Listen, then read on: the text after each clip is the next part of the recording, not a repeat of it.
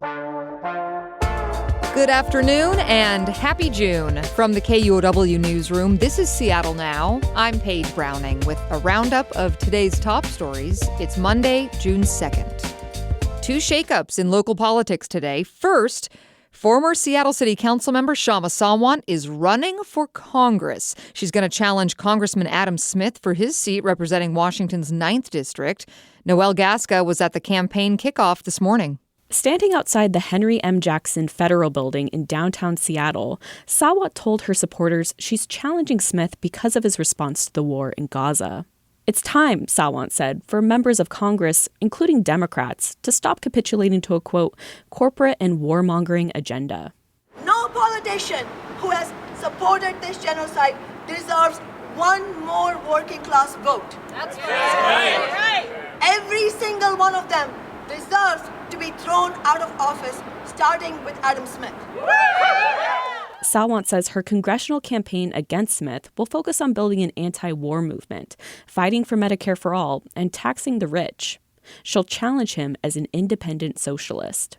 Noelle Gasca, KUOW News. A local bombshell today, Seattle City Council member Cathy Moore is stepping down. Moore was elected in 2023 to represent North Seattle's District 5. In a statement, she says she struggled to make the decision but will resign her seat due to health and personal reasons. Her last day on the job will be July 7th. Moore made news recently by backing a bill to change the council's ethics rules, an idea she withdrew last week. Moore also led the effort for a city capital gains tax, which ran out of steam last year. Once she steps aside, the council has 20 days to fill the vacancy.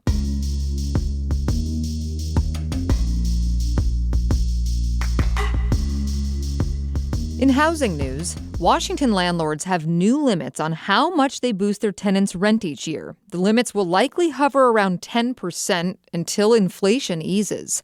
Jeannie Lindsay reports. State law now requires officials to calculate the new limits on rent hikes each year based on inflation. The law says the annual rent a tenant pays can't go up by more than 7% plus inflation or 10%, whichever is lower. And right now, 10% is the lower number. The Department of Commerce recently announced rent hikes will be capped at 10% for the rest of this year. The new caps come after a tense back and forth over the policy in the legislature earlier this year. Critics say the caps will doom the state's already strained housing supply, but backers of the caps say they provide renters with predictability in order to stay housed.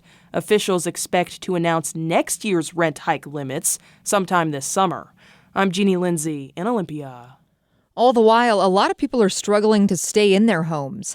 And now some low-income tenants in King County facing eviction haven't gotten lawyers, despite a recent law that gives them the right to counsel. Ann Dornfeld reports. In March, Jessica Mitchell Butler was facing eviction from her subsidized Capitol Hill apartment and was on a wait list for a lawyer when a judge said her landlord could evict her. Everybody has a side of the story. But I don't feel like my side of the story was heard, which is very unfortunate because I didn't have the proper representation. I was not heard. State Eviction Defense Program Manager Allie Kingston says with the recent flood of eviction filings in King County, there aren't enough attorneys to go around. Landlords say the lack of eviction defense has delayed cases for months and driven up costs for property owners. Kingston says additional funding the state legislature recently provided for 5 new attorneys in King County will help. But whether that's enough to meet the demand for eviction defense depends on how many new cases are filed. Ann Dornfeld, KUOW News.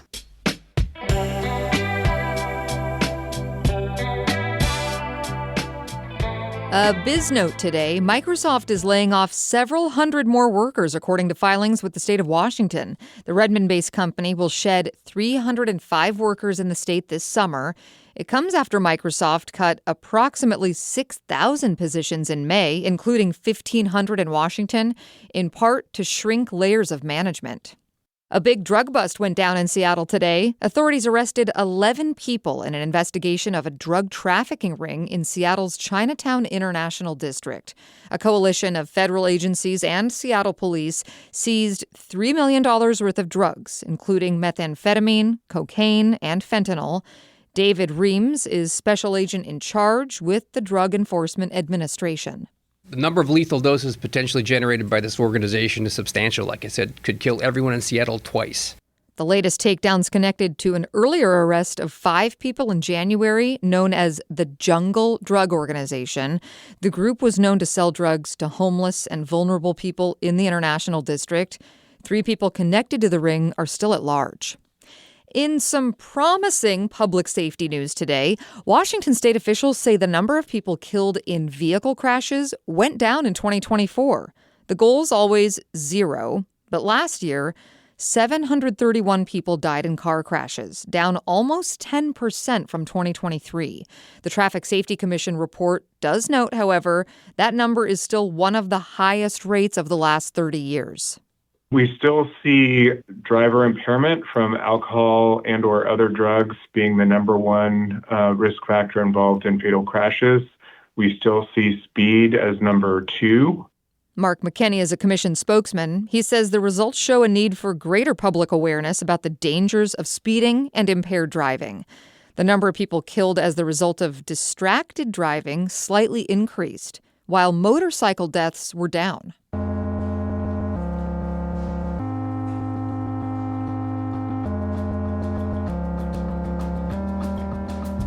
A few things to note today about the goings-on in our city, starting with our very own KUOW Book Club.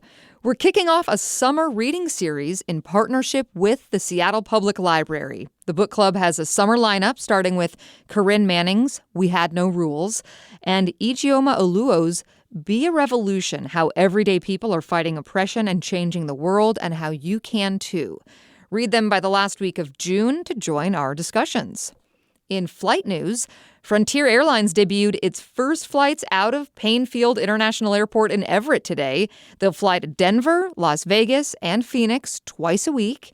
To celebrate the expansion into a new airport, Frontier's offering deals for the next 2 weeks. The University of Washington men's rowing team has won the national championship again.